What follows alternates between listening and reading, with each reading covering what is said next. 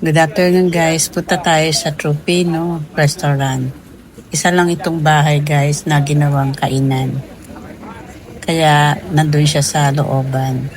Meron kasi isang subscriber na nag-request sa akin. Napuntahan ko daw para makita niya uli sa pamamagitan ng video ito. So itong Tropino Restaurant ay makikita natin sa Gomez Street. Papasok tayo dito sa maliit na iskinita, 10th Street. So, tatawid ako dito guys. Wait lang guys ha. Kasi mabibilis ang sasakyan. Nandito ako ngayon sa Pasita Avenue. So, tumetiyempo lang ako guys para ako ay makatawid. Pupunta tayo sa Gomez Street. Matatagpuan natin doon ang Tropino Restaurant. Masarap guys daw ang pagkain doon, sabi niya. Hindi pa nga ako nakakain dito eh. Sa kanya ko nga lang nalaman. So ngayon, papasyalan natin para makita natin yung lugar. So ito guys, unti-unti na akong tumatawid. O ito guys, nakatawid na ako. Ngayon, papasok tayo dito sa Iskinita. Guys, 10th Street ito. Naku, merong kumukuha ng buko doon sa taas. Baka mabaksakan ako guys. So makikidaan muna ako. Okay guys, ito dumadaan na ako. Sabi ko makikidaan lang muna ako. At pupunta ako sa Gomez Street. Ngayon guys, ito binabaybay ko na ang 10th Street. Maliit na iskinita ito guys.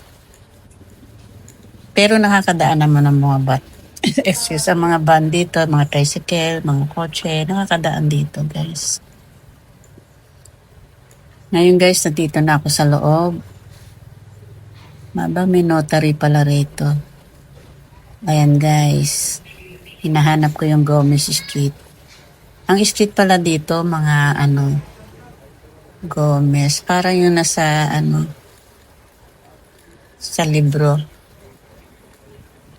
Na nababasa ko, diba, nung high school, yung mga, bayani. Yung mga pare, ganun. So, ayan guys, eto na yun. Dito, tinatanawan ko ang Gomez Street. Tahimik guys, diba? 4 o'clock na ng hapon. Wala akong makikitang naglalakad sa kalye, mukhang ako lang. So, ito guys, babaybayin ko itong lugar na ito para pumunta sa Gomez Street. So ito guys, natatanawan ko na. Nandito ang Gomez Street. Kakanan ako dito guys. Ayan, nakikita ko na yung karatula. Ayun, Gomez Street. O, diba guys, malapit na tayo. Natatagpuan na natin ang Tropino Restaurant. Bahay lang ito guys, pero ginawang kainan. Maganda rin, di ba guys? At least, maliit lang ang upa.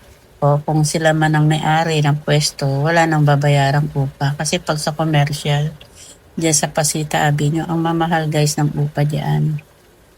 Baka ang tubo napunta lang sa upa.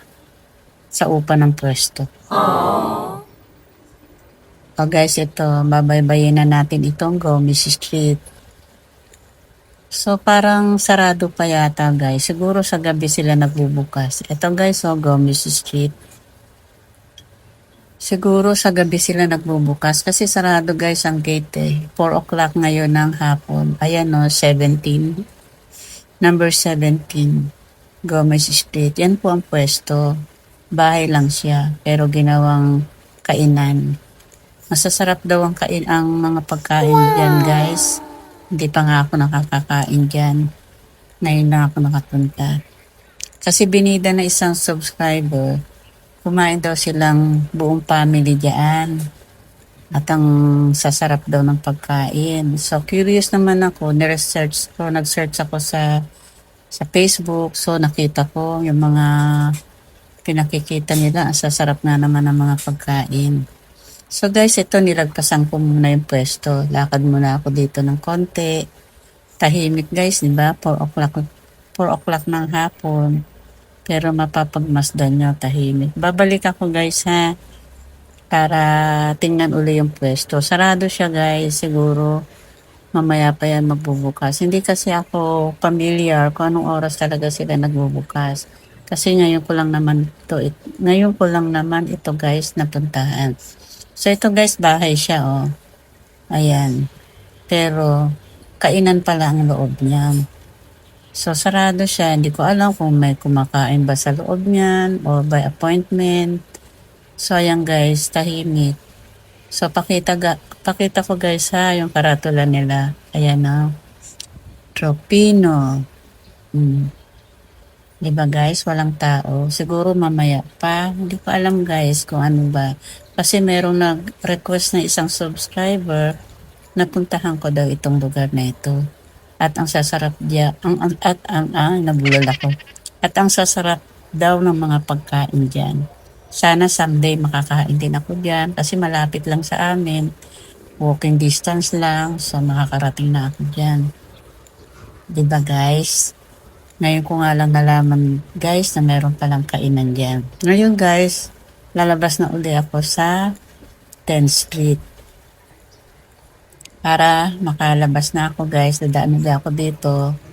Paglabas ko dito sa maliit na iskinita guys, ang labas niyan ay nasa Pasita Avenue na ako. Sige guys, at least nakita na natin ang Tropino Restaurant. It's alright, my dear. I am standing here, pillow soft and deep, while the rain begins to weep. Take your time, my dear. Let go of the fear. You are more than what you've been. Ito guys, nakalabas na ako sa iskinita. Nandito na ako sa Pasita Avenue. So, naghihintay na lang ako ng pagtawid. Excuse. Tatawid na ako guys ha. Hihintay lang ako ng tiempo para ako ay makatawid. So, ito guys, itong tatawidin ko, nandito ako sa Pasita Avenue. So, nandito na ako. Pagtawid ko, ito ang Macaria Avenue na ito. Itong nilalakad ko. So, pauwi na ako guys. My dear, Bye! I